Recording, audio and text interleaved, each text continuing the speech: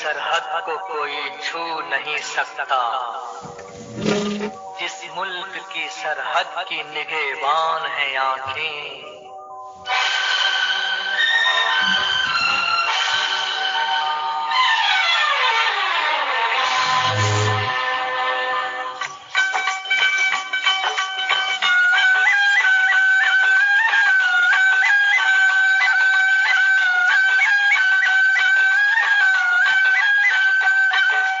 तरह के जज्बात का ऐलान है आंखें, हर तरह के जज्बात का ऐलान है आंखें। शबनम कभी शोला कभी तूफान है आंखें, शबनम कभी शोला कभी तूफान है आंखें।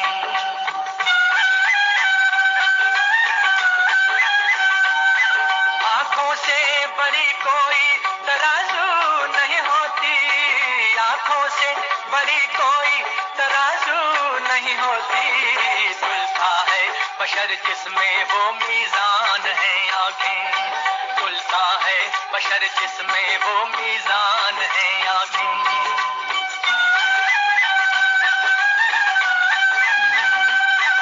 आंखें ही मिलाती है जमाने में दिलों को, आंखें ही मिलाती है जमाने में दिलों को। अनजान है हम तुम अगर अनजान है आंखें, कोई अनजान है हम तुम अगर अनजान है आंखें।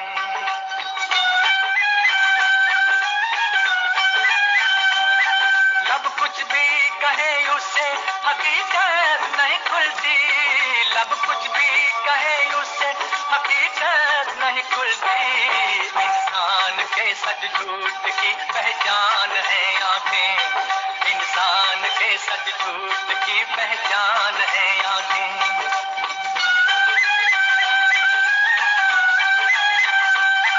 आंखें ना झुके तेरी किसी गैर के आगे, आंखें न झुके तेरी किसी गैर के आगे। दुनिया में बड़ी चीज मेरी जान है आंखें, हाय दुनिया में बड़ी चीज मेरी जान है आंखें।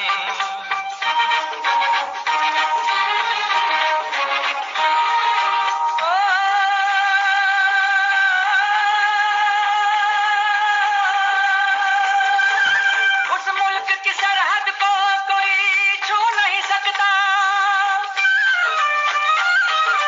उस मुल्क की सरहद को कोई छू नहीं सकता। जिस मुल्क की सरहद की निगहबान है आंखें, जिस मुल्क की सरहद की निगहबान है आंखें।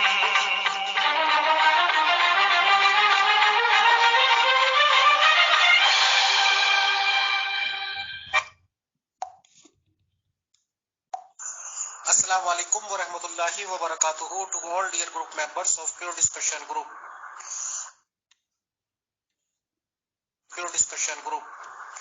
आज हम एक बार फिर से वेलकम करते हैं, इस्तकबाल करते हैं मोहतरम अकबर चौधरी साहब का अपने प्योर डिस्कशन ग्रुप में। लास्ट वीक हम डिस्कस कर रहे थे कि सुपर पावर्स का किस तरह का और कितना इन्फ्लुएंस होता है, खुसूसी तौर पर इस्लामिक कंट्रीज में या एशियन कंट्रीज पर। तो काफी डिस्कशन हुए थे, फ्रूटफुल जानकारी मिली थी। तो आज उसी सिलसिले में सेकंड पार्ट पर डिस्कस करना है और शुरुआत करनी है कि सुपर पावर्स किस तरह से इस्तेमाल करती हैं अपने जराए को कि किसी देश का रिजाइम ही चेंज कर देती है, यानी कि किसी मुल्क की हुकूमत चेंज कर सकती है, और कैसे वो ये कर पाते हैं। इन सब के रिगार्डिंग जानकारी लेने के लिए अकबर चौधरी साहब को इनवाइटेड किया गया है। वी वेलकम अकबर चौधरी साहब and all dear group members of pure discussion group. जी जनाब अमीर हसन साहब, अस्सलाम वालेकुम, बिस्मिल्लाहिर्रहमानिर्रहीम। जनाब Ali, thank you for the introduction, शुक्रिया तारुफ का। पिछले हफ्ते बड़ा अच्छी गुफ्तगू रही थी कि हमने देखा था कि आज़ादी जो है, शख्सी आज़ादी और कौमी आज़ादी और इक़्तिसादी आज़ादी, मुआशी आज़ादी जो है वो कौमों को उनकी सेल्फ रिस्पेक्ट जो है, उनकी जो اپنے اپنے نزدیک اپنی عزت ہے، عزت نفس ہے، اس کو وہ انکریز کرتی ہے. تو یہ ہم نے بنیادی جو گفتگو کی تھی پچھلے ہفتے، اس کے بعد بہت زیادہ بحث ہوئی، گفتگو ہوئی آپ کے معزز ممبران کے ساتھ، اور یہ پتہ چلا کہ جی یہ رجیم چینج، یہ رجیم چینج جو کہ کسی ملک کے اقتدار کو بدل دینا، کسی غیر طاقت، کوئی بیرونی طاقت آ کے کسی ملک کے اقتدار کو بدل دے یا مقتدر لوگوں کو یا حاکموں کو بدل دے، اس کے پیچھے کیا عوامل ہیں، یہ کیوں کرتے ہیں اور کیوں کامیاب ہوتا ہے اور کیوں یہ ناکام ہوتا ہے. تو ہم پہلے تو تھوڑا سا تاریخی جائزہ لیں گے، ہسٹوریکل انالیسس، کیوں، وائی، یہ ہم اخیر پہ ذکر کریں گے، اینڈ پہ. تو پہلے ہم یہ پہلے دیکھ لیں کہ رجیم چینج ہوتی کیا ہے، اس کی ایگزامپلز دیکھیں، اس کے عوامل دیکھیں، اور اس کے بعد اینڈ پہ اس کا کیوں کا جواب دیں کہ کیوں کیسے ہوتا ہے. اور پلیز کوئی سوال ہو، کوئی بیچ میں مجھے انٹرپٹ کریں، بیچ میں آپ ٹوکیں، کوئی سوال کریں، بسم اللہ، بہت اچھی بات ہوگی. سر تن سے جدا، یعنی کہ جو ہیڈ ہوتا ہے اس کو اتار کے نیا سر اس کے اوپر لگا دیا جائے. اب آپ خود غور کر سکتے ہیں کہ اس قسم کی حرکت کے لیے یا اس قسم کی فیل کے لیے یہ ضروری ہے کہ سر اور باقی تن کے بیچ میں، سر اور جسم کے بیچ میں روابط کم سے کم ہوں. اور وہ روابط جو ہیں انسانی ملک کے حیثیت سے وہ روابط اعتماد کے ہوتے ہیں، ٹرسٹ کے ہوتے ہیں. انسانی جسم کے اندر وہ روابط شریانوں کے، رگوں کے، ناڑوں کے ہوتے ہیں، آرٹریز، نروز، وینز. اگر کسی کی گردن کاٹ دیں تو نہ سر زندہ رہتا ہے اور نہ باڈی زندہ رہتی ہے. اور ابھی تک سائنسدانوں نے سر کو ٹرانسپلانٹ کرنے کا گڑ نہیں سیکھا، کیونکہ اتنی زیادہ ڈیپینڈنسی ہے. ایک گردن کے ذریعے سر کے اور جسم کے بیچ میں جو رابطہ ہے وہ بہت پیچیدہ ہے اور بہت اعتماد کا ہے، اور وہ دونوں ایک دوسرے پر اعتماد کرتے ہیں. یہ سر اور جسم کا رابطہ ہے. ڈیکیپیٹیشن جو ہے، جب سر کو تن سے جدا کر دیا جاتا ہے، تو وہ نہ سر زندہ رہتا ہے نہ تن زندہ رہتا ہے. اسی مثال کو اگر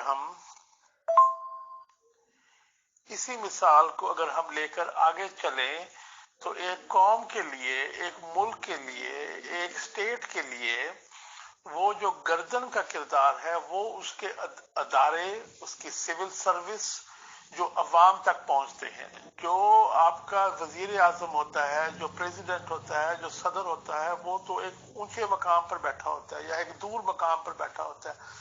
اس کے نیچے منتری ہوتے ہیں، منسٹر ہوتے ہیں، وزیر ہوتے ہیں، جو کہ اس کی پالیسی کو، اس کی حکمت عملی جو ہے، اس کی سیاست جو ہے، اس کو لے کے آگے چلتے ہیں اور وہ عوام تک اس کو پہنچاتے ہیں.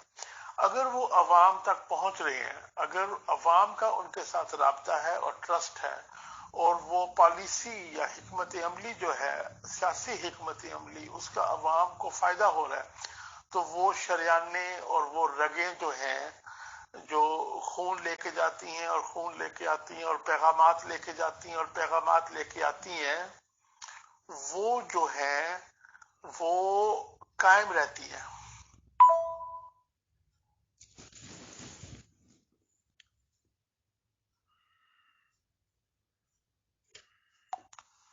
تو اب ہم بات کرتے ہیں کہ کن حالات میں رجیم چینج کی آپشن جو ہے وہ آتی ہے. رجیم چینج جو ہے کسی ملک کے اقتدار کو ہٹا دینا یا بدل دینا، یہ ایک نئی چیز ہے. یہ تقریباً جنگ عظیم دوم کے بعد ہوئی ہے، جب یہ کولونیلزم فنش ہوئی.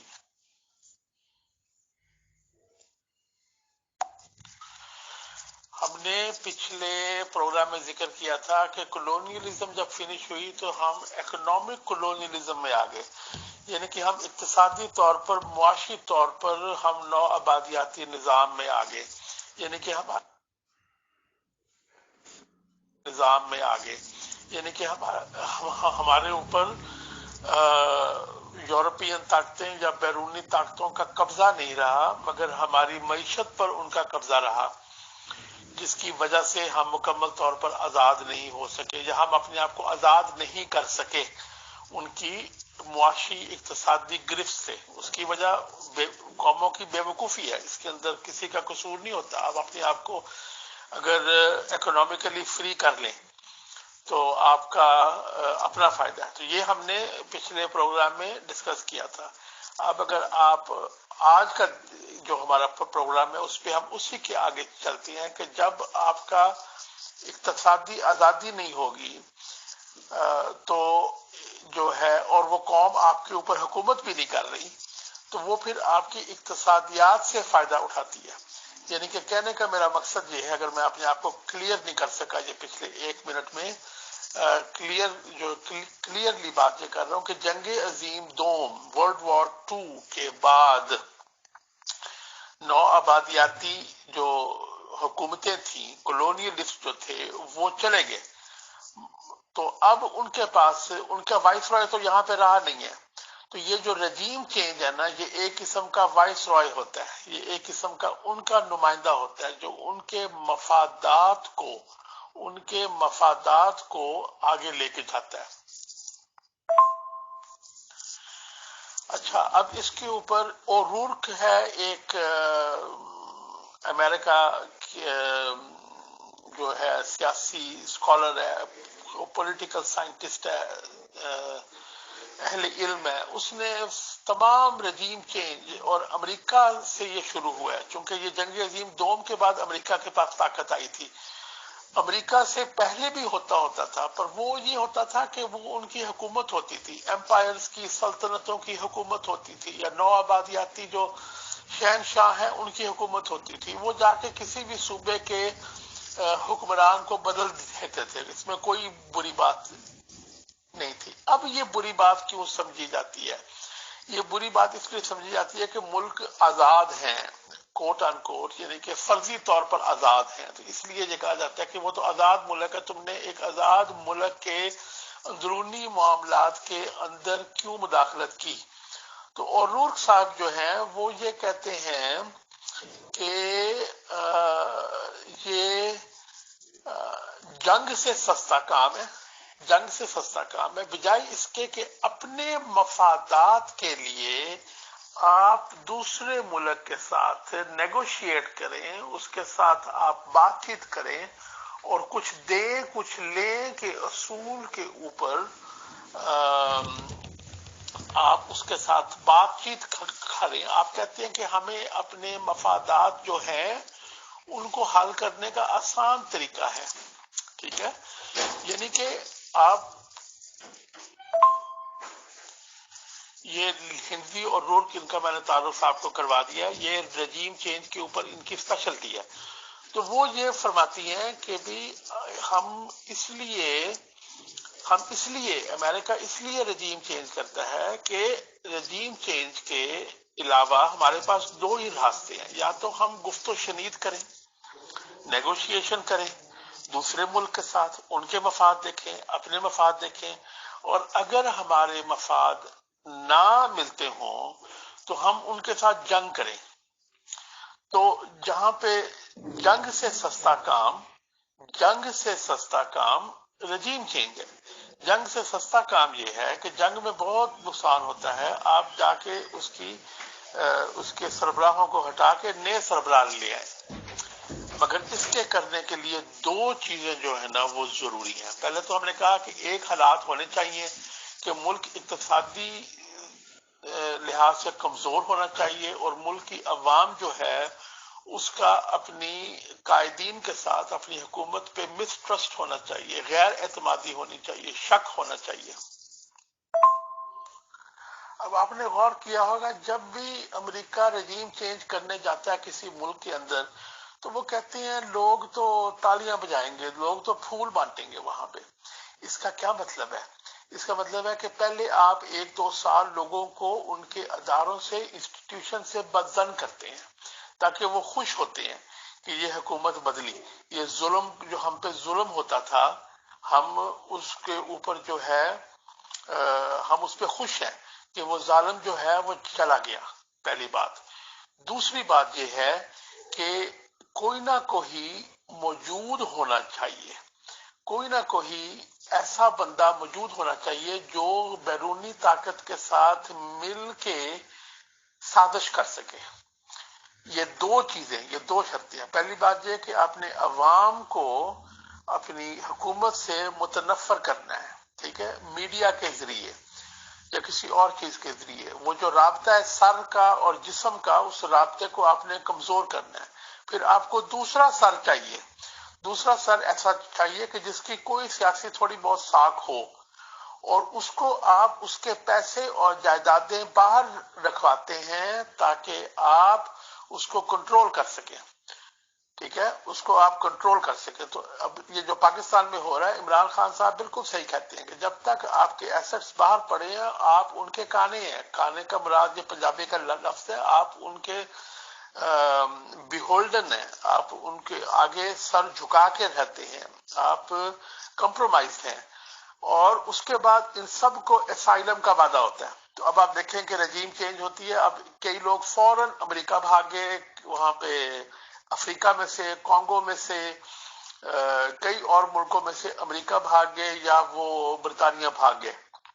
ٹھیک ہے, تو یہ دو جو چیزیں ہیں رجیم چینج کرنے سے پہلے یہ ہمیشہ ہوتی ہیں. ایک تو آپ لوگوں کا ایمان کمزور کرتے ہیں انسٹیٹیوشنز کے اوپر, اور دوسرا آپ ایسے بندے کا لے کے آتے ہیں, یہ ایسے ایک گروپ کو لے کے آتے ہیں, ایک ٹولے کو لے کے آتے ہیں جن کی سیاسی ساکھ موجود ہو, اور ان کو آپ ان کے پیسے باہر رکھواتے ہیں اور آپ ان کو اسائلم کا وعدہ کرتے ہیں کہ اگر تم ناکام ہو گئے تو پناہ ہم تمہیں دیں گے. یہ اب گراؤنڈ ورک تیار ہو گیا. اب ہم آتے ہیں کہ یہ جو رجیم چینج وغیرہ کا سلسلہ ہے یہ امریکہ نے کہاں کہاں پہ کیا سکسسفلی. بہت کنٹریز میں کیا, بہت ممالک میں کیا, صرف اسلامی ممالک میں نہیں. اسلامی ممالک میں ہم بعد میں آئیں گے کہ اسلامی ممالک کے ساتھ کیا ان کو مسئلہ ہے, مگر اس سے پہلے Panama, Haiti, Serbia, Afghanistan, Iraq, Libya, Guatemala, اور ایران میں مصدق کی حکومت, پاکستان میں بھٹو کی حکومت جو ہے اس کے بعد بھی جو ہے بہت جو ہے وہ ٹرائیاں ماری پاکستان میں. یہ ان کے کامیاب ہیں, اور بھی بہت سارے ہیں مگر یہ ان کے کامیاب ہیں. جو ایک چیز لوگوں کو نہیں علم یا کم علم ہے وہ یہ ہے کہ جو ویتنام جنگ ہے, جو مشہور ویتنام جنگ ہے جس کے اندر امریکہ کو شکست ہوئی, وہ بھی ایک رجیم چینج آپریشن تھا. ہوا یوں کہ نارتھ ویتنام میں کمیونسٹ آ گئے, تو ساؤتھ ویتنام والے جو ہیں وہ بقول امریکہ کے کمزور تھے اور وہ نارتھ ویتنام کے ساتھ لڑائی نہیں کر رہے تھے یا وہ کمیونزم کے خلاف ان کی بات نہیں مان رہے تھے. انہوں نے کہا جی ہم ساؤتھ ویتنام میں نیا بندہ لے آئیں گے. اب یہ ساؤتھ ویتنام میں 1963 میں یہ نیا بندہ لے کے آنے کی کوشش میں یا لے کے آئے, اس کی وجہ سے یہ جنگ ہو گئی کہ ویتنامی لوگوں نے کہا کہ یار ہم ویتنامی ہیں, نارتھ والے ہمارے بھائی ہیں, یہ ساؤتھ والے ہم ویتنامی, ٹھیک ہے ہماری حکومتیں الگ الگ ہیں, وہ کمیونسٹ ہو گئے ہم کمیونسٹ نہیں ہیں, تو یار ہمیں بخش دو. مگر انہوں نے جب رجیم چینج کی ساؤتھ ویتنام میں, اس سے ویتنام جنگ شروع ہوئی. یہ سبق امریکہ کو ملنے کے باوجود بھی وہ یہ رجیم چینج کے ہینری کسنجر جو ہے, اس نے جو امریکہ کا سیکرٹری آف اسٹیٹ تھا, ابھی بھی زندہ ہے میرا خیال, اس نے یہ کہا کہ نہیں یہ پھر بھی قابل عمل ہے, پھر بھی یہ فیزیبل ہے, یہ قابل عمل ہے, یہ لاہ عمل جو ہے یہ قابل عمل ہے, اس کے اوپر آپ جو ہے وہ کم خرچے پہ, جنگ سے کم خرچہ اس کا جہاں پہ ہو. ویتنامی لوگوں نے ثابت کیا کہ جب قوم اکٹھی ہو تو پھر یہ رجیم چینج جو ہے وہ کامیاب نہیں ہوتا. اور رجیم چینج یہ پروفیسر اورور کہتی ہیں کہ رجیم چینج سے جلد یا بدیر ٹیررزم اور ماس کلنگ ہوتی ہے، یعنی کہ سوسائٹی کرپٹ ہوتی ہے. اوکے یہ جو ہے میں یہ لکھ دوں، ہاں یہ ایک بہت امپورٹنٹ فائنڈنگ ہے کہ یہ قتل عام رجیم چینج سے ہوتا ہے. لوگوں کو پسند نہیں آتا کہ ان کے اوپر کوئی مسلط ہو گیا. اب آپ یہ کہیں گے کہ بھئی یہ کامیاب تو یہاں ہوئی، ناکام کہاں کہاں ہوئی؟ تو اب ناکامی کی جو ہے وہ آپ کو چھوٹی سی فہرست میں دے دیتا ہوں. میکسیکو میں بڑی دفعہ ٹرائی کی، چونکہ میکسیکو جو ہے وہ امریکہ کے پاس ہے. میکسیکو کے اندر انہوں نے ٹرائی کی بہت دفعہ، مگر میکسیکن عوام نے جو ہے وہ اس کو مسترد کیا. میکسیکن عوام ایسے بندے کو لے آئے جس کی امریکہ کے ساتھ دوستی ہو. پھر کیوبا، سب سے بڑی مثال کیوبا کی ہے کہ کیوبا میں فیڈل کاسٹرو کو انہوں نے بڑی دفعہ بدلنے کی ٹرائی کی، مگر وہ نہیں بدلا گیا اس سے، اس لیے کہ وہ سر اور جسم کے بیچ میں، اس اسٹیٹ میں سر اور جسم کے بیچ میں عوام کو حکومت سنسیئرلی، خلوص کے ساتھ جو ہے فائدے دے رہی تھی. وہاں کا ہیلتھ کیئر، وہاں کی ایجوکیشن، آزادی کم تھی. عوام کو آزادی سے اتنا مسئلہ نہیں ہوتا. جاپان میں جنگ عظیم دوم میں امریکہ نے ٹرائی کی، مگر وہ اپنے ایمپرر کے ساتھ، اپنے شہنشاہ کے ساتھ اتنے وفادار تھے کہ اخیر ان کو ایٹم بم گرانے پڑے وہاں پہ. جرمنی میں انہوں نے ٹرائی کی ہٹلر کو نکالنے کی، اس کو بھی نکالنے میں کامیاب نہیں ہوئے. ہٹلر تو بڑا سکسیسفل جو ہے وہ ایک سکسیسفل بد کردار شخص تھا، یعنی کہ کامیاب تھا پر بد کردار تھا، مگر عوام کو اس نے برین واش کر کے اپنے ساتھ لگایا ہوا تھا. اسی طرح ٹرکی جو ہے، ٹرکی میں رجیم چینج کی کوشش کی، چند سال پہلے کی بات ہے، طیب اردغان کے خلاف، اور وہاں بھی عوام کھڑی ہو گئی اور ملٹری کے خلاف، ٹینکوں کے خلاف بیٹھ گئے اور انہوں نے رجیم چینج نہیں کرنے دی. اسی طرح روس کے اندر انہوں نے پیوٹن کے خلاف 3-4 کوششیں کی، مگر وہ ناکام ہوئی، چونکہ وہ جب وائبل آلٹرنیٹو نہیں تھا، ان کے پاس کوئی متبادل نہیں تھا، اور وہ سخت بہت تھا، اور پھر بھی عوام کو اس نے تھوڑی بہت، عوام میں اس کی مقبولیت تھی. چائنا کا بڑی مزیدار کہانی ہے. جنگ عظیم دوم سے لے کر 1972-73 تک، 70s تک، ہنری کسنجر کے وقت تک، جب وہ پاکستان کے ذریعے جا کے چائنا سے صلح کی، انہوں نے ماؤ کو تسلیم نہیں کیا. انہوں نے تائیوان کے اندر چانگ کائی شیک تھا میرا خیال، یا کوئی اور تھا، مجھے نام یاد نہیں آ رہا، انہوں نے اس کی حکومت کو تسلیم کیا، اور یہ کوشش کرتے رہے کہ ماؤ کی حکومت کو الٹا کے اس کی حکومت کو مسرت کرے. اخیر 20-25-30 سال کے بعد جب دیکھا انہوں نے کہ چائنا تو واپس نہیں آنے والا، تو پھر انہوں نے اس کے ساتھ سمجھوتا کر لیا اور جا کے چائنا کے ساتھ تعلقات برقرار کر لیے. یہ پاکستان کے ذریعے وہاں پر گئے تھے. انڈیا میں رجیم چینج کی کوشش میرا خیال ہے کبھی بھی نہیں کی انہوں نے. اس کی وجہ یہ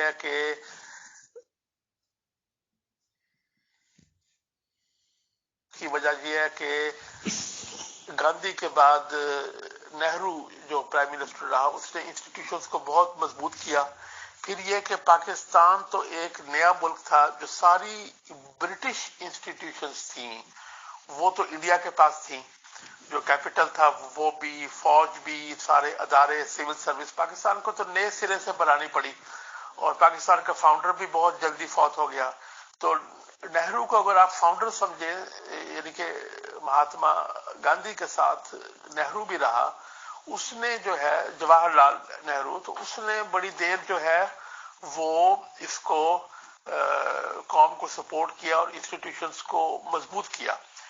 دوسرا جو فائدہ ہوا ان کو وہ یہ ہوا کہ کمیونسٹ پارٹی جو ہے وہ بڑی سٹرانگ تھی انڈیا میں، اور اس کے اندر بھی رول آف لا، انسٹیٹیوشنز، اور بڑے لکیر کے فقیر ٹائپ لوگ تھے. کئی اسٹیٹس میں کمیونسٹ گورنمنٹ رہی. یہ بھی ایک فائدہ ہے کہ انسٹیٹیوشن سٹرانگ ہو گئی، گورنمنٹ سٹرانگ ہو گئی.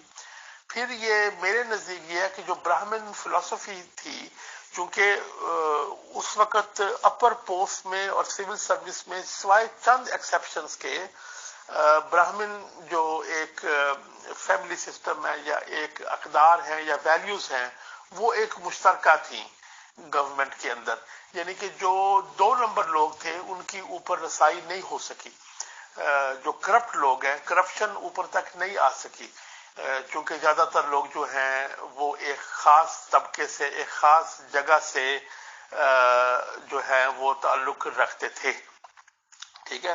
تو یہ 2-3 وجوہات ہیں جس کی وجہ سے انڈیا کے اندر نہ تو ضرورت پڑی، اور انڈیا کے ساتھ ہمیشہ پاورز کو نیگوشیٹ کرنا پڑا ہے، روس کو بھی نیگوشیٹ کرنا پڑا ہے اور امریکہ کو بھی نیگوشیٹ کرنا پڑا ہے۔ تو یہ میرے بھائی امیر فیصل صاحب خوش ہو جائیں گے کہ میں آج انڈیا کی تعریف کر رہا ہوں، مگر کسی دن کوئی اور ٹاپک ہوگا تو انشاءاللہ انڈیا کی جو ہے وہ کرٹیسزم بھی ہوگی، تنقید بھی ہوگی، مگر انسٹیٹیوشنز کے اور اداروں کے بنانے میں اور جو کیا کہتے ہیں جو اسٹیٹ کا جو اب ہندی کا لفظ ہے ایک راشٹر کچھ کہتے ہیں اس کو، جو اسٹیٹ ہے اور جو عوام ہے ان کا رابطہ رہا ہے ہمیشہ انڈیا کے لوگوں کو اپنے بینکوں سے فراڈ کی توقع نہیں رہی، اپنے انسٹیٹیوشن سے، انشورنس کمپنی سے، گورنمنٹ پینشن پلان سے، عدالتیں بڑی کمزور رہی ہیں انڈیا کی، مگر پھر بھی جلد یا بدیر ان سے کسی نہ کسی انصاف کی امید رہی ہے۔ اور سب سے بڑی بات کہ وہاں پہ امیر کو بھی سزائیں ہوئی ہیں، امیر لوگوں کو۔ پاکستان کا یہ ایک دیکھیں المیہ ہے کہ امیر بندے کو سزا نہیں ہوتی، طاقتور انسان کو کبھی سزا نہیں ہوتی، وہ یعنی کہ کرپشن جو ہے وہ کسی حد تک، کرپشن انڈیا میں بھی بہت ہے پر وہ لوور لیول پہ ہے، ایک خاص طبقے سے اوپر پھر کرپشن فنش ہو جاتی ہے یا کم ہو جاتی ہے۔ تو یہ امیر فیصل صاحب یہ میں جو ہے نا شاید فرسٹ اور لاسٹ ٹائم میں یہ انڈیا کی تعریف کر رہا ہوں۔ جی last but not the least اب آتے ہیں کیوں پہ۔ یہ ہم نے ایکسپلین کیا کہ وجوہات کیا ہوتی ہیں اور اس کا جو ہے وہ جو وائی دیز ہیپنس اس کی کچھ ہم نے ایگزامپلس دی، اس کی ہم نے ریزلٹس بتائے۔ اب لاسٹ پہ ہم دیکھتے ہیں کہ وائی۔ پہلی بات تو یہ ہے کہ یہ ریشنل قومیں ہیں، ویسٹرن قومیں جو بھی رجیم چینج کی ایکسپرٹ ہے وہ ریشنل قومیں ہیں۔ اب یہاں ایک بات کہتا جاؤ، رجیم چینج روس بھی کروایا کرتا تھا، رشیا بھی کروایا کرتا تھا جب وہ سوویت یونین تھا، جب وہ ایمپائر تھی، اور ابھی بھی وہ کبھی کبھی ادھر جارجیا آرمینیا وغیرہ میں اس نے تھوڑی تھوڑی رجیم چینج کی ہے، تھوڑا علاقے پہ قبضہ کیا، وہاں پہ نئی حکومت کر دی وغیرہ۔ تو ایمپائرز کو ضرورت پڑتی ہے، بڑی طاقتوں کو ضرورت پڑتی ہے اس چیز کی، جنگ سے سستی ہے، چیپر دین وار، ٹھیک ہے۔ اب یہاں دیکھیں کہ مفادات کیا کیا ہے۔ پہلی بات تو اکنامک ہے، بینیفٹس اور ایکسپلوٹیشن، ٹھیک ہے۔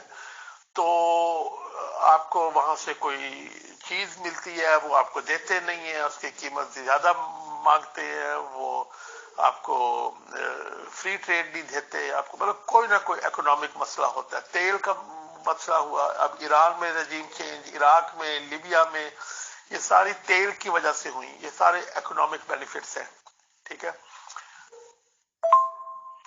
اس کے بعد ہم آ جاتے ہیں پولیٹیکل بینیفٹس جو ہیں ان کو، کہ کسی اور کے خلاف کام کرو۔ جس طرح پاکستان نے کہا کہ تم یوکرین وار میں ساتھ دو، اب انڈیا کو کہا کہ یوکرین میں ہمارا ساتھ دو، انڈیا نے نہیں دیا، پاکستان نے نہیں دیا، پاکستان میں رجیم چینج ہوگی، انڈیا میں نہیں ہوئی، وہ نہیں کر سکے۔ پھر اینٹی کمیونزم ایک بہت بڑا مسئلہ رہا ہے، فیڈل کاسٹرو کو چینج کیا ساؤتھ ویتنام میں جب یہ کولڈ وار تھی، اس وقت رجیم چینج کرنے کی وجہ یہ تھی کہ روس کے خلاف ہماری ہیلپ کرو، روس کے خلاف ہماری ہیلپ کرو، سوویت یونین کے خلاف ہماری ہیلپ کرو، کمیونزم کے خلاف ہماری ہیلپ کرو، چائنا کے خلاف ہمیں ووٹ دو، یو این میں ہمیں ووٹ دو، ہمیں کوئی بیس دو، ہمیں کوئی جنگی بیس دو، ہمیں کوئی سیاسی بیس دو، وغیرہ وغیرہ۔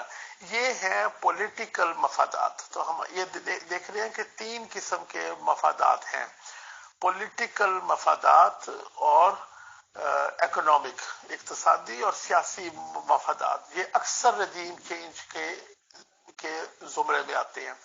اس کے بعد ایک تیسرا مفاد بھی ہے جس کا ہم ذکر کریں گے، جہاں سے ہماری ساری گفتگو یہ 2 ہفتے کی شروع ہوئی، کہ اسلامک کنٹریز کے اندر رجیم چینج جو ہے وہ ضروری کیوں ہے۔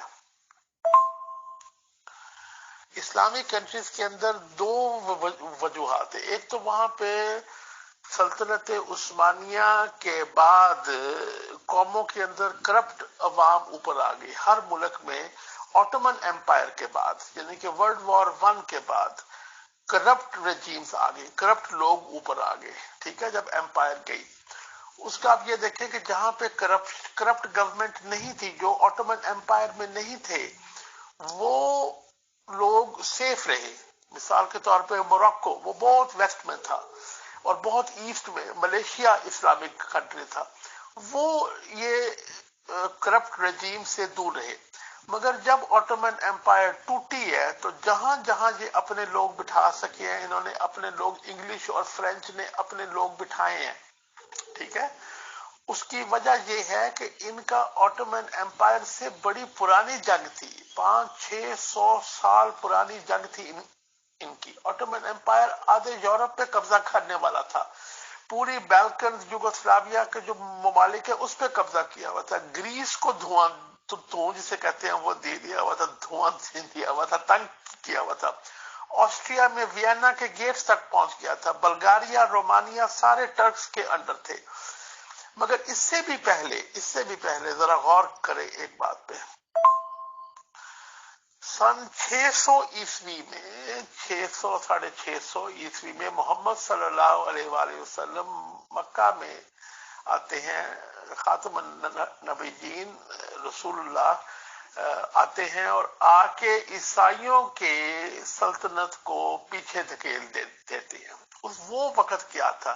سن 300 عیسوی میں ایمپرر کانسٹنٹین نے رومن ایمپائر کو کرسچن کر دیا، یعنی کہ 300 سال کرسچن جو ہے وہ حکومت میں نہیں آئے، وہ ایک مذہبی تنظیم بن کے بیٹھے رہے، مگر ایمپائر کانسٹنٹین پہ، رومن ایمپائر پہ چھا گئے۔ رومن ایمپائر پوری دنیا پہ چھائی ہوئی تھی، اور وہ پوری رومن ایمپائر ہو گئی، کرسچن ہو گئی، اور کنگڈم آ گئی، دائی کنگڈم کم، جس کو عیسائی کہتے ہیں، ٹھیک ہے، گاڈز کنگڈم کیم آن ارتھ، اللہ کی سلطنت زمین پر قائم ہوگی، ساری دنیا عیسائی ہوگی۔ یعنی کہ آپ دیکھیں کہ مکہ کی مغرب میں بھی عیسائی آ گئے، مکہ کی مغرب میں، یہ ایجپٹ میں، مصر میں، فلسطین میں عیسائی حکومتیں آ گئی، مکہ کے جنوب میں، یمن میں عیسائی حکومتیں آ گئی، مکہ کے شمال میں، دمشق میں عیسائی حکومتیں آ گئی، مکہ کے مشرق میں، بحرین میں عیسائی حکومتیں آ گئی۔ یعنی کہ کرسچینٹی ساری دنیا کے اوپر پھیل گئی تھی رومن ایمپائر کے بعد۔ جب رومن ایمپائر کرسچن ہو گئی، اب ایک بندہ اٹھتا ہے اور وہ کہتا ہے نہیں، مجھے نہیں منظور کہ اللہ کا بیٹا ہے، ٹھیک ہے۔ اللہ تعالیٰ نے ان کو قرآن کریم نازل کیا، اسلام کی تعلیم دی، اس نے کہا ٹھیک ہے، میں، حضرت عیسیٰ رسول خدا ہیں، ان کی والدہ جو ہے وہ معصوم ہے، میں یہودیوں کے ساتھ نہیں مل کے بات کر رہا۔ یہودی اس وقت رومن ایمپائر کے خلاف تھے، کہتے میں یہودیوں کے ساتھ نہیں مل رہا، مگر میں یہ کہہ رہا ہوں کہ یہ جو توحید کے بغیر تم چل رہے ہو، یہ انسانیت کو غلط راستے پر لے کر جائے گا۔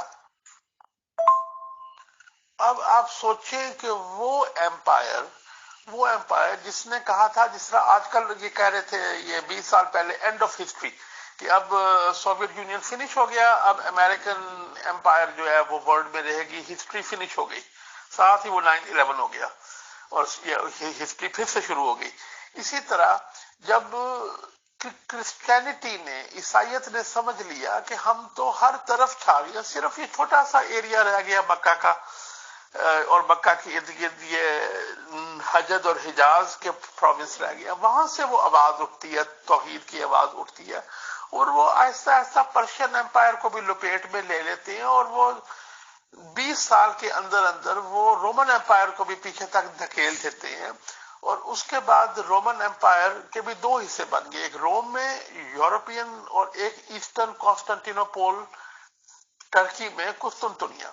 फिर आप देखते हैं कि ऑटोमन एम्पायर ने आके कॉन्स्टेंटिनोपोल को फिनिश कर दिया। अभी भी ऑर्थोडॉक्स क्रिश्चियन रूस के, यूक्रेन के, सर्बिया के, ग्रीस के जितने भी ईसाई हैं, उनका जो सरबराह है ऑर्थोडॉक्स पैट्रियार्क, वो अभी तक इस्तांबुल में बैठता है। इतनी इंपॉर्टेंस है, इसको समझने की जरूरत है, तारीख को समझने की जरूरत है, हिस्ट्री को समझने की जरूरत है। अब आप देखें कि ये वेस्टर्न पावर्स, क्रिश्चियन पावर्स कैसे एक्सेप्ट कर सकते थे ऑटोमन एम्पायर को। और जब ऑटोमन एम्पायर टूटी है तो उन्होंने कहा दोबारा हमने उठने नहीं देनी। इसीलिए organisation of Islamic countries OIC को कमजोर रखा हुआ है। इसीलिए जो है जब ये इमरान खान, तैयब अर्दगान और महातीर ये मिलकर एक ये नई तंजीम बनाने लगे थे, सऊदी अरब फौरी तौर पर नाराज हो गया। किसी किस्म की पैन इस्लामिक मूवमेंट को कामयाब नहीं होने दिया जाएगा। ये भी एक सियासी ऑब्जेक्टिव है, मगर ये खास Islamic society, Islamic political objective है अमेरिका का और वेस्टर्न पावर्स का, जिसके अंदर यूरोपियन क्रिश्चियन पावर्स सारी की सारी शामिल हैं, फ्रांस, इटली वगैरह सब जो है वो शामिल हैं, कि दोबारा ऑटोमन एम्पायर को उठने नहीं दिया जाएगा, दोबारा पैन इस्लामिज्म को उठने नहीं दिया जाएगा। तो इसलिए भी जो इस्लामिक कंट्रीज हैं वो रजीम चेंज का शिकार होते हैं। क्यों? दो वजूहात। एक, उनके ऊपर करप्ट गवर्नमेंट्स बिठा दी गई आफ्टर ऑटोमन एम्पायर या डिक्टेटरशिप्स बिठा दी गई, और दूसरा, उनको कभी यूनाइट नहीं होने दिया जाएगा, because the western countries never want to C an Islamic empire. उनको सन 6050 या 70 ईस्वी से लेकर या 700 ईस्वी से लेकर तो 1920 तक, यानी कि 1200 साल इस्लामिक एम्पायर के वो अंडर रहे हैं, या इस्लामिक एम्पायर के नंबर 2 रही है, इस्लामिक एम्पायर नंबर 1 रही है, इल्म में, फन में, हर चीज में।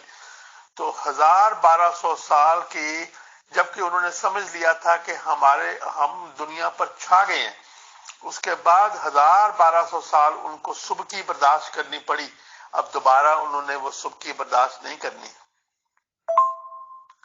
अब ये एंड पर मैं ये कहूं कि इसके अंदर ये सेकेंडरी है, ये एक प्राइमरी पॉलिटिकल ऑब्जेक्टिव है कि इस्लामिक एम्पायर दोबारा नहीं बन सकेगी या इस्लामिक कंट्रीज की कोऑपरेशन नहीं होने दी जाएगी, वो एक सेकेंडरी है। मगर फिर भी जो बुनियादी चीज है वो इकोनॉमिक, पॉलिटिकल और आपका वीकनेस, आपके हाकिम का जुल्म, आपके अदारों की कमी, जिसको वो सर काट के दूसरा सर लेके आए, उसको वो अगर वो बॉडी रिजेक्ट कर दे तो उसको इस एसाइलम, आपको पता है जब भी ट्रांसप्लांट करते हैं तो बॉडी रिजेक्ट कर देती है, किडनी या हार्ट ट्रांसप्लांट करें तो बॉडी रिजेक्ट भी कर देती है। तो अगर तुम्हें रिजेक्ट हो गए, हम तुम्हें एसाइलम दे देंगे, हम तुम्हें पैसे दे देंगे, वगैरह वगैरह।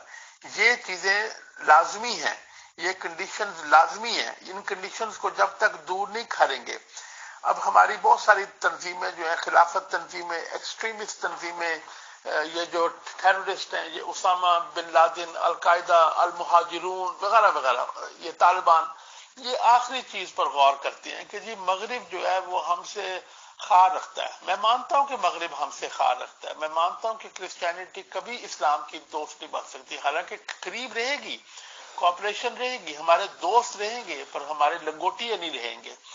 वो हमारा एक एडमिरेशन का ताल्लुक हमारा है, और हमारा हजरत ईसा को हम दोनों मानते हैं, तो ये हमारा ताल्लुक मगरबी कौमों से हमेशा अच्छा रहेगा और अच्छा रहना चाहिए, मगर हम कभी बेस्ट फ्रेंड नहीं बन सकते। फ्रेंड एक्वेंटेंस तो हैं, हम रिस्पेक्टेबल एनिमीज तो बन सकते हैं, फ्रेनिमीज कहते हैं इसको।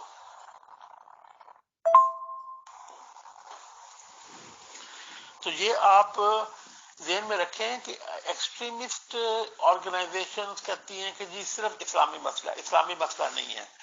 आपकी हुकूमतें, आपकी इकोनॉमी, आपकी इंस्टीट्यूशन स्ट्रांग होंगी तो फिर आप पैन इस्लामिक के बारे में सोच सकते हैं।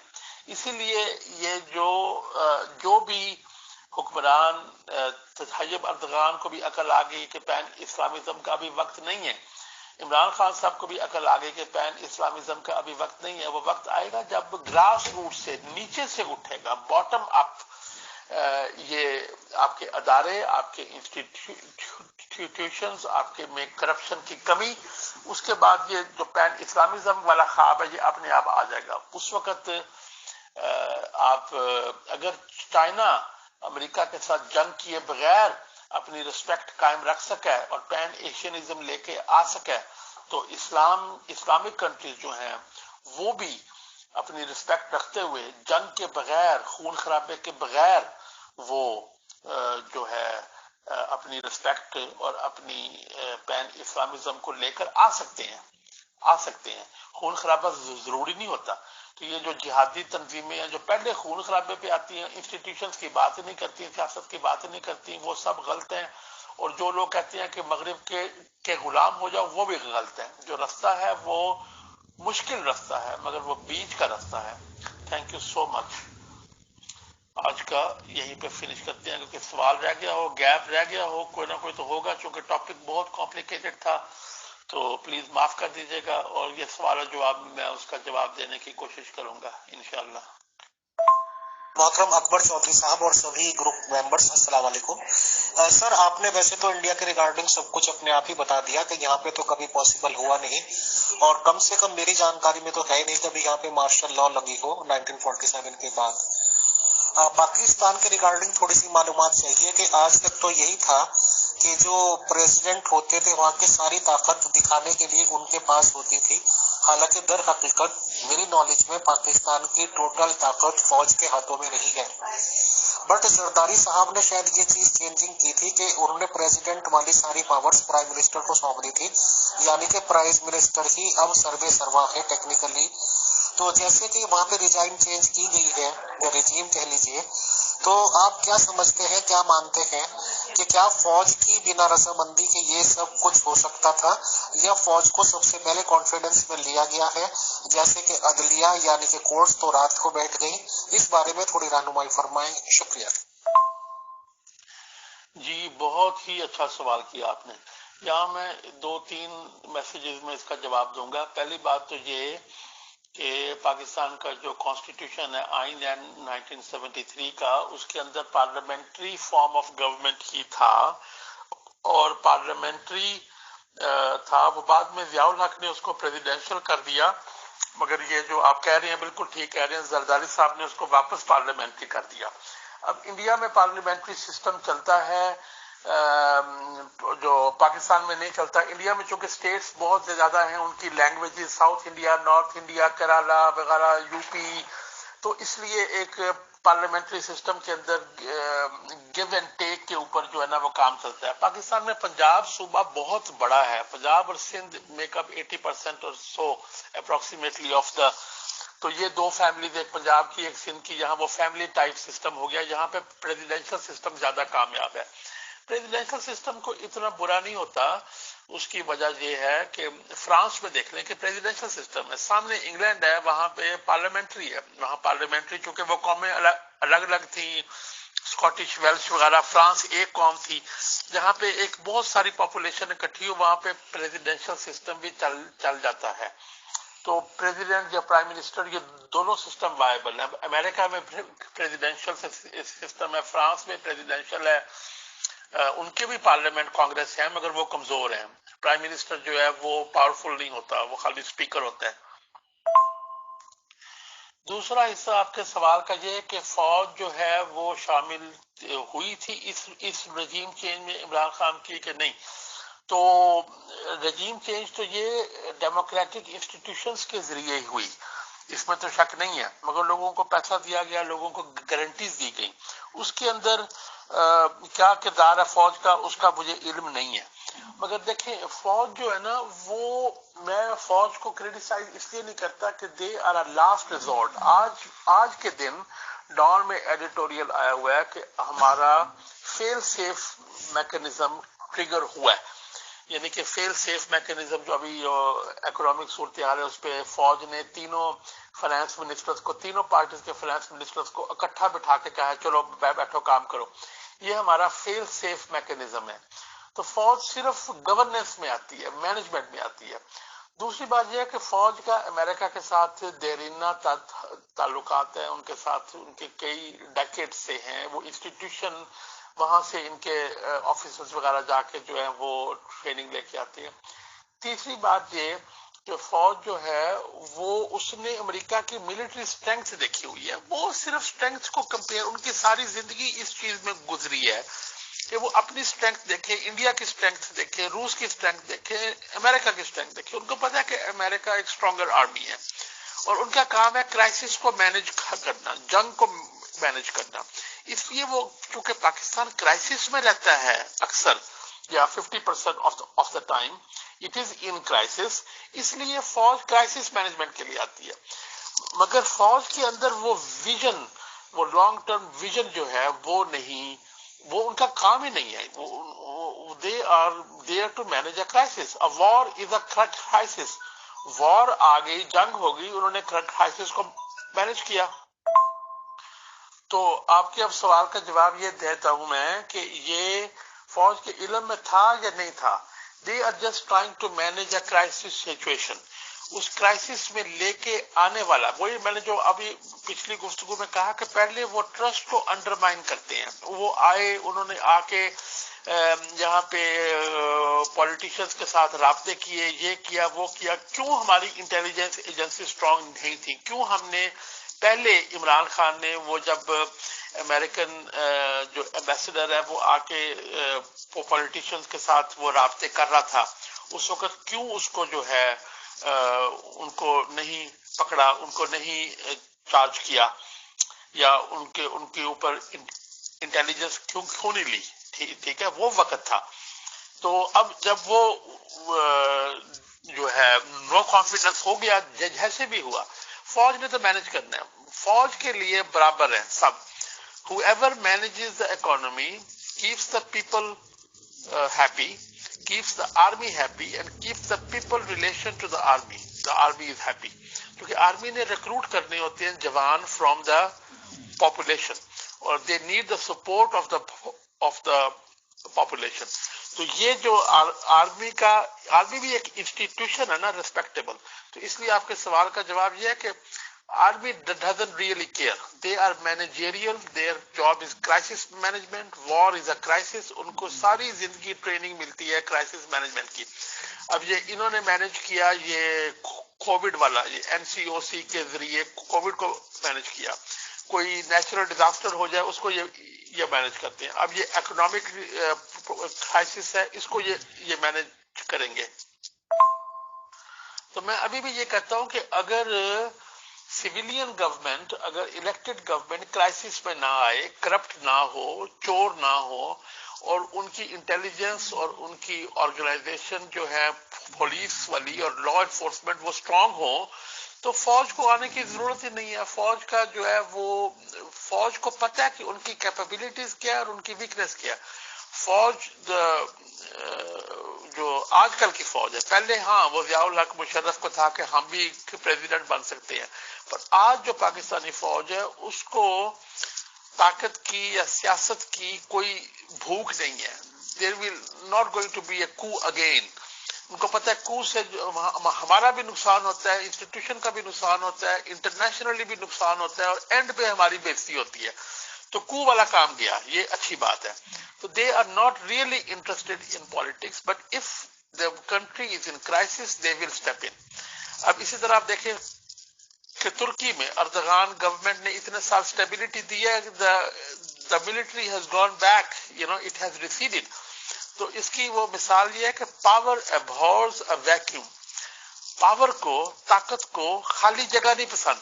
اگر سویلین گورنمنٹ خالی جگہ چھوڑے گی، اگر اس کی انٹیلیجنس صحیح کام نہیں کر رہی، اگر اس کی کاؤنٹر انٹیلیجنس صحیح کام نہیں کر رہی، تو ملٹری انٹیلیجنس وہاں آ کے کام کرے گی.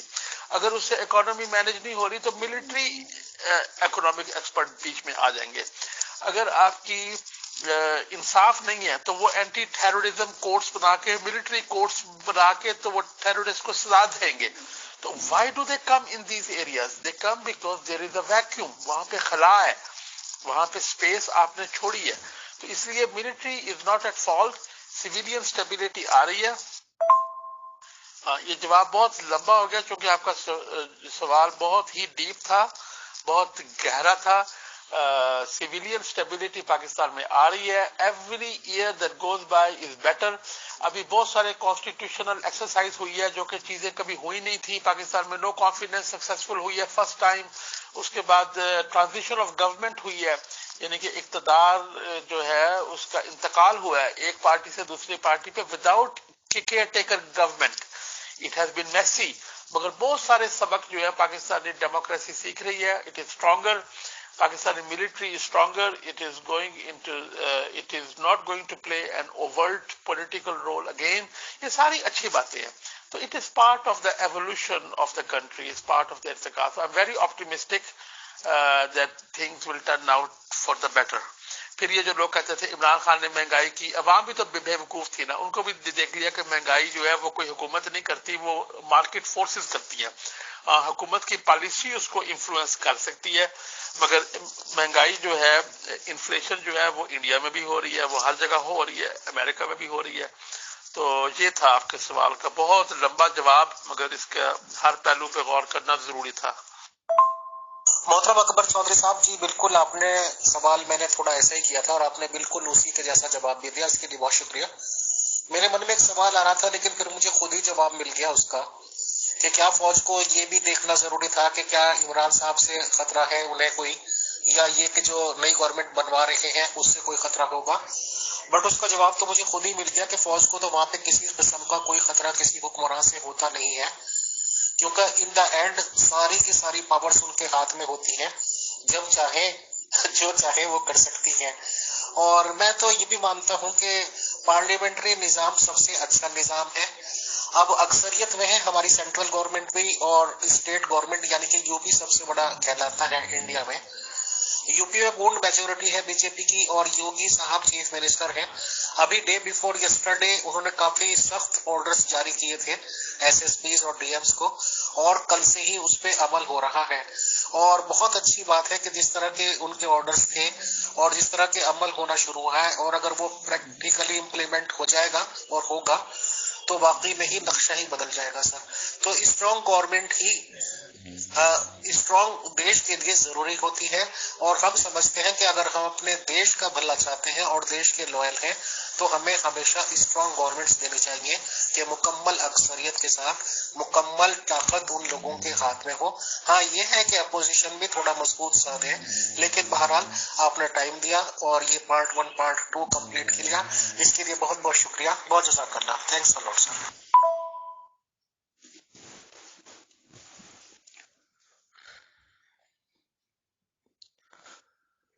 محترم اکبر چودھری صاحب جی بالکل، آپ نے سوال میں نے تھوڑا ایسا ہی کیا تھا اور آپ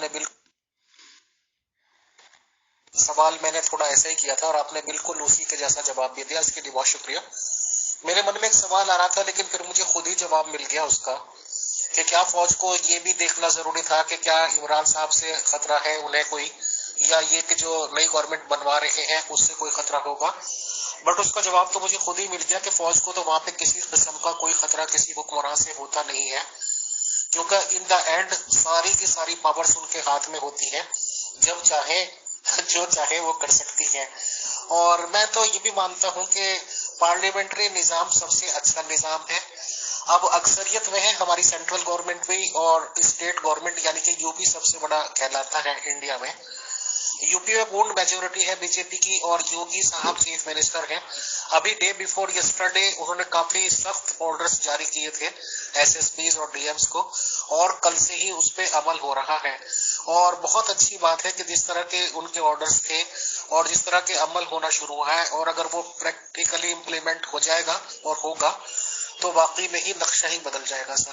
تو اسٹرانگ گورنمنٹ ہی اسٹرانگ دیش کے لیے ضروری ہوتی ہے، اور ہم سمجھتے ہیں کہ اگر ہم اپنے دیش کا بھلا چاہتے ہیں اور دیش کے لوئل ہیں تو ہمیں ہمیشہ اسٹرانگ گورنمنٹس دینی چاہیے کہ مکمل اکثریت کے ساتھ مکمل طاقت ان لوگوں کے ہاتھ میں ہو. ہاں یہ ہے کہ اپوزیشن بھی تھوڑا مضبوط ساتھ ہے، لیکن بہرحال آپ نے ٹائم دیا اور یہ پارٹ 1 پارٹ 2 کمپلیٹ کیا، اس کے لیے بہت بہت شکریہ. بہت جزاک اللہ. تھینکس الاٹ سر.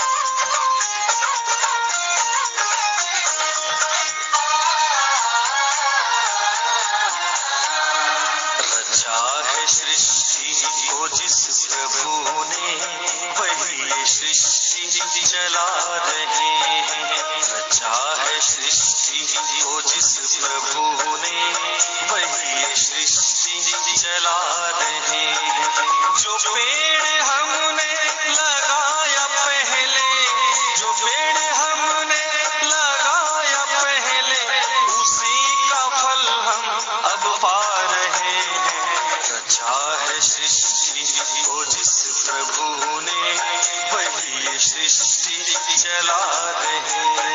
रचा है सृष्टि को जिस प्रभु ने वही सृष्टि चला रहे हैं।